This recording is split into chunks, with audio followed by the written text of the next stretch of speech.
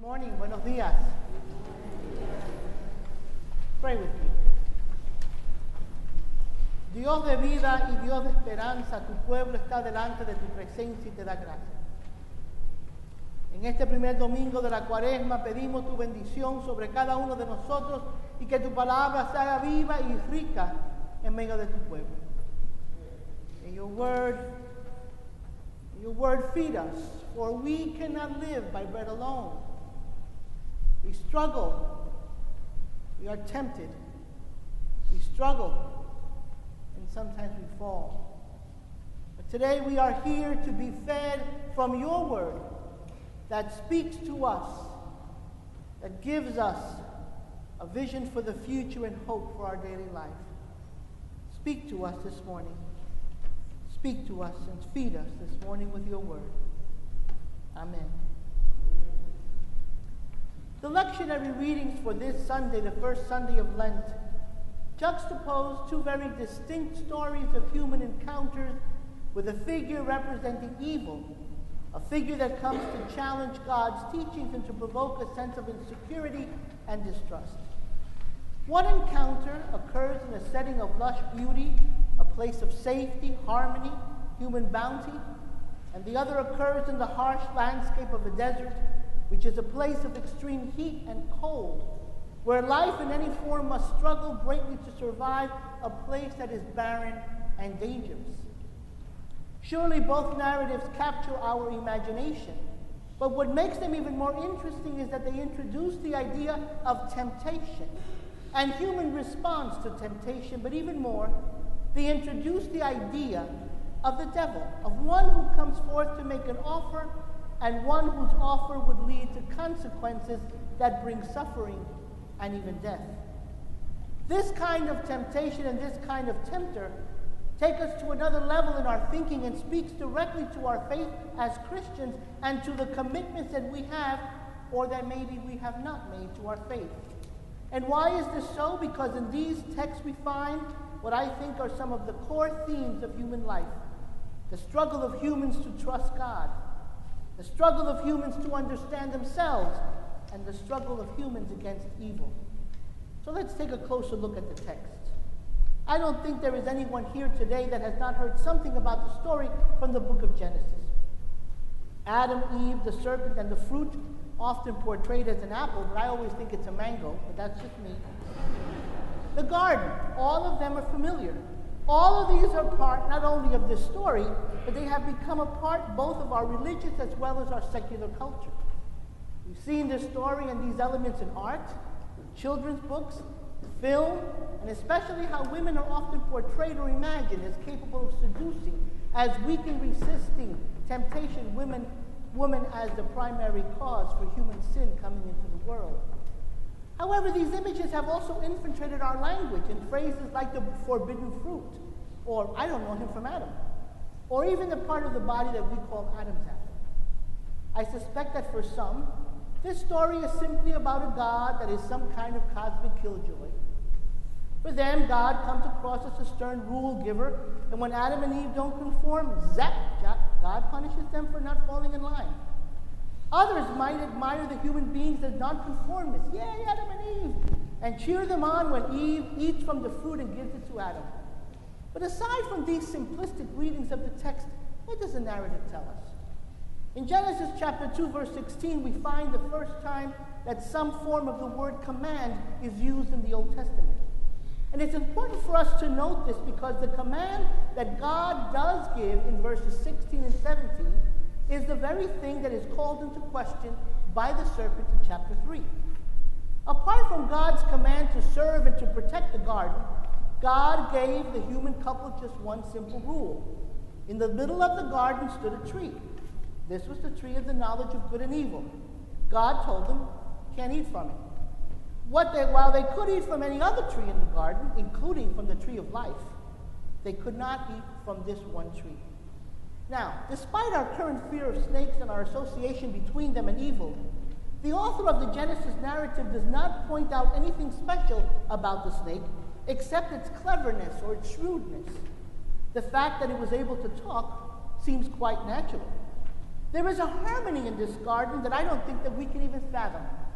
It was a good garden. It was a joyful garden. Even animals that we now see as dangerous were able to live alongside humans and to talk with them. At first, it seems that the serpent is calling into question the reality of God's commandment when it asks Eve, did God actually say? But by the time that we come to verse 4, we realize that what the serpent is really calling into question is not the reality, but the rightness of God's command. A careful reading of this encounter helps us to understand that the serpent is trying to convince the woman that God is lying to her and trying to keep something from her. That God is acting out of jealousy or perhaps selfishness, but certainly not out of love. Listen to the words of the serpent to the woman. You will not surely die, for God knows that when you eat of it, your eyes will be opened and you will be like God, knowing good and evil. How clever. That clever question puts a little seed of doubt in the woman. The serpent is trying to convince the woman that God is not trustworthy. Now, can we imagine the scene, the serpent wrapped around the limb of the tree closest to the nearest fruit? You can see the woman gazing upon this fruit, glistening, wet with dew, fragrant, ripe, so delicious. Can we imagine what is going through the woman's mind as she asks herself, can it really be so wrong to eat it? Can it be true what the serpent says, that God will not kill me, that I will not die if I eat? So why is God telling us not to eat? What is God's real purpose in keeping us from this tree? And what is God up to? By taking the fruit and eating it, Eve, and then Adam, they confirmed that they have doubted God and they have doubted God's goodness. Having undermined Adam and Eve's confidence in God, the serpent then invites them to establish themselves, that is, to craft their own identity, an identity that is independent of their relationship with God. Who needs God, after all, when you could be godlike on your own? And when they fall for the serpent's ploy, they do indeed attempt to define themselves apart from God. And now we notice the tragedy of the story. Something has happened. Something has changed. A shift has taken place in how they understand themselves when they see themselves naked and are ashamed. And now how they understand one another as they look at each other and they realize that they are different somehow, but also in how they understand God and in their relationship to God. A tragic, sad transformation has taken place. In the blink of an eye, they were cut off from the life-giving presence of God. In the blink of an eye, they lost the intimate relationship they were created to enjoy. But let's move down to the wilderness. Gone is the lush beauty of the garden. Gone is the scene of tranquility and peace. And in Matthew's narrative, we are in a radically different landscape. Still wet from his baptism in the Jordan, the first two verses of chapter 4 read, Jesus was led by the Spirit into the wilderness to be tempted by the devil. And he fasted 40 days and 40 nights, and afterward he was hungry. What Matthew proceeds to tell us about Jesus' wilderness test is really a multi-layered story. And the first thing that we note is that Jesus was led by the Spirit into the desert. It was a time for encounter. It was the right time for encounter. An encounter that occurs immediately following Jesus' baptism by John. So it seems that Jesus goes from an experience of direct relationship with God, from being identified as God's Son when the heavens open up and the voice says, "This is my Son, the beloved," to the barren desert where God seems absent. And what were the temptations about? In the three temptations we find in the Gospel of Matthew that they fall into broad categories that can be easily applied to the temptations we face today. First, there was an appeal to physical needs. Jesus was hungry, and the devil tempted him to make the stones become bread. In other words, if you really are either royal or divine, prove it. Prove it by using your power to your own benefit. After all, what kind of God sits around listening to his stomach grumbling instead of showing off his power and feeding himself? What kind of king even goes hungry? Second, it was a temptation to take a shortcut. Jesus knew what he needed to do to fulfill God's plan. He knew that he had to go to Jerusalem. He knew that he had to suffer. He knew that he would be betrayed, that he would be killed. But now the tempter is challenging Jesus to prove his identity by throwing himself down and letting the angels rescue him. The temptation was for Jesus to bypass all of what he knew he had to do with a dramatic display of God's power that would firmly establish Jesus as the Son of God. Go ahead, take the shortcut. Why go knowingly to what will be a bitter and painful end? Go ahead, take the shortcut. If you're so dependent on God, why don't you take it one step further? If you trust God to feed you, do you trust God to protect you from harm? And finally, the devil tempts Jesus with power. I will give you the kingdoms of the world if you will worship me. However, Jesus has come not to rule Satan's kingdom, but to proclaim and to bring in the reign of God. And after the resurrection, Jesus will receive all authority in heaven and in earth, but it will be God's gift, not Satan's gift. While each temptation seems distinct, I want you to keep in mind one thing, that at their core, all temptation is to forget who one is. The devil wants Jesus to ignore, Jesus to forget, Jesus to act as if the heavens had never proclaimed him to be the Son of God. And in the garden, the tempter wants Adam and Eve to forget that they were created to be in relationship with God, that they were created in the image of God. While the tempter doesn't seem on the surface to be asking Jesus to do anything particularly horrible, the ordinary nature of what he is asking Jesus to do belies their deadly results. Surely for Jesus to provide himself with lunch after a 40-day fast is hardly the story of a man about to commit a terrible sin. However, a careful reading of the text shows the cleverness of the temptation. Notice that the devil begins by trying to undermine the identity Jesus had just been given at his baptism. If you are the Son of God. With this statement, the devil functions to call that identity into question.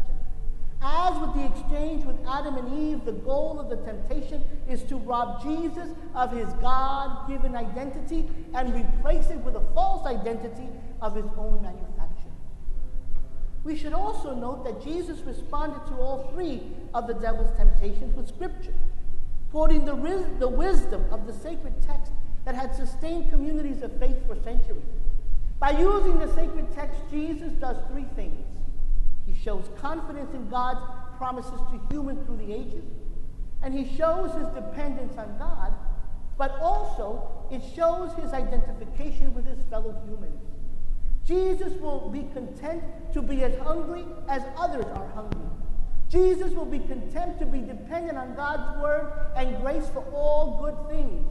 Jesus will be willing to be at risk and to be vulnerable, as are all others, finding safety in the promises of God. And Jesus will refuse to define himself or to seek power apart from his relationship with God, giving his worship and allegiance only to God, who created and sustains him. In each response, Jesus is pointing away from the reasonable little miracle, the harmless display of fireworks, the self-aggrandizing parlor trick, and instead is pointing towards God. Consider what the temptations were: power, fulfillment, and the freedom to go it alone. These were these temptations that came to Jesus, and it took him days, weeks of days to rise above them. Wrestling with temptation seems to be an essential part of the human journey, and we too struggle with the temptation to go it alone, to forget who we are, to forget that we are made to be in relationship with God, and that when we are alone and away from the source of our life, we can lose the threads of our identity, which is why the tempter was crafty and prefaced his temptations with, if you are the Son of God. A subtle and dangerous if. If you are who you thought you might be, act on these temptations and you will know. Go ahead, do it on your own. Use your own strength, use your own wisdom. The devil specifically tempts for Jesus to do these things without God. But Jesus said no. And with a small no, Jesus swept away the precarious suggestion. He said no to the doubt of his identity. He refused power and claimed love instead. He denied the right of the tempter to question his calling and made the ground firm beneath his own feet again. And the story closes with a simple but comforting sentence that said, "And suddenly angels came and waited on him." Matthew is reassuring us that despite the temptations Jesus confronted in that barren landscape, that this battle does not happen in a place where God is absent. God is never far. For Jesus, there was the physical presence of God's angels, but we too have the same promise from God. In Romans chapter 8, verse 26, the Apostle Paul reminds us that God's Spirit will help us in all of our weaknesses. A reminder that God is never far away and that you and I are never alone. Blaise Pascal, the 17th century French philosopher, spoke of the condition of being human as one of having a hole, what he called a God-shaped hole. And Pascal wrote this about this God-shaped hole. He wrote that man tries in vain to fill with everything around him, seeking in things that are not there the help he cannot find in those that are, though none can help, since this infinite abyss can be filled only with an infinite and unchangeable object, in other words, by God himself. Pascal did not see this God-shaped hole as a flaw, but instead he rather saw it as a means by which God keeps us tethered to our life-giving relationship with God. The reality that Adam, Eve, and Jesus faced was that human beings are in fact need to be tethered to God.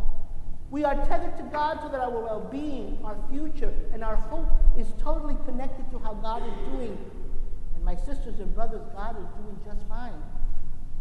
I want us to think about how many of us tend to tether our lives to events, or to people, or to circumstances that can change. And when those things give way, when they fail us, when they break, we go with them. Our emotions go up and down, and we live a roller coaster life. Our well-being goes up and down. Today we're good, tomorrow we're sad, today we're crying, tomorrow we're locked in a room, because we're tethered to things that can change, that are impermanent. In fact, that's a great definition of insecurity. Insecurity is connecting my heart or my mind or my emotion to things or to people that can't be taken away from me. And the temptation that happened in the garden and the temptation that happened in the wilderness were meant to provide this kind of insecurity. They were meant to provoke a sense that God is unreliable, that God is changing, that God is untrustworthy, that God will abandon us, that we are not related to God. David Luce, who teaches at Luther Seminary in Minneapolis, says the following. He says, before there is an original sin, there is what I would call original insecurity. Adam and Eve are tempted to overcome that original insecurity, not through their relationship with God, but through the fruit of the tree of the knowledge of good and evil.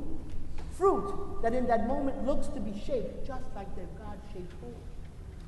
In a similar manner, the heart of the temptation of Jesus rests on the same insinuation that God is not trustworthy. If you are the Son of God, the tempter begins to speak.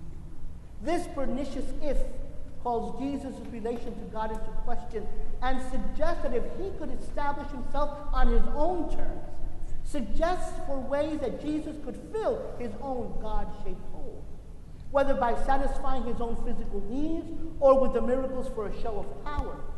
When Jesus says no, what he is really doing is resisting the temptation to define himself apart from God, and is resisting the temptation to tether himself to things that can fail. Power, material security, personal achievement, fame. By resisting the temptations put before him, Jesus shows that he is content to know who he is in relation to whose he is. By resisting the temptations, Jesus shows that he is tethered to God and he is secure. So the question this morning, hermanos y hermanas, my sisters and brothers, is a very simple one. Do you trust God? Do you trust that God always wants what's best for you? Do you believe that it's always better to obey God? Of course, we don't always believe this, which is why I'm asking you the question. I want each of you to think about your faith, to think about the insecurities that come and seem to flood our lives. Are you truly tethered to God, or is your faith the kind that doubts God at every turn and insists that God must do one miracle after another if you are to believe. The bottom line is that we cannot solve loss of meaning, that we cannot take away depression, that we cannot fulfill loneliness or dissatisfaction or boredom by avoiding God.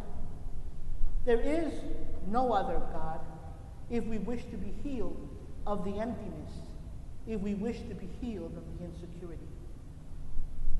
There is no shortcut around God, because there is only one way to fill the God-shaped hole. And sisters and brothers, God is inviting us at the beginning of this Lenten season to live without fear for the future, to live without being shackled to the past, to live a life that is not tethered to what can change and what is temporary. God is inviting us to be secure. God is inviting us to tether our minds, our hearts, our emotions, our very life to someone that can never change, that can never be taken away, the unchanging reality that is God. For there is nothing that can separate us from the love of God. There is nothing that can separate us from the love of God. You hear me? Nothing. Divorce, loneliness, disease, alcoholism, drug addiction, sexual addiction, cheating, lying, stealing. There is nothing that can separate us from the love of God. God is at the core of what we need.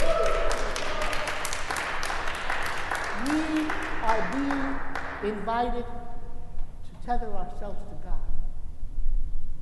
God is here, inviting us to be secure.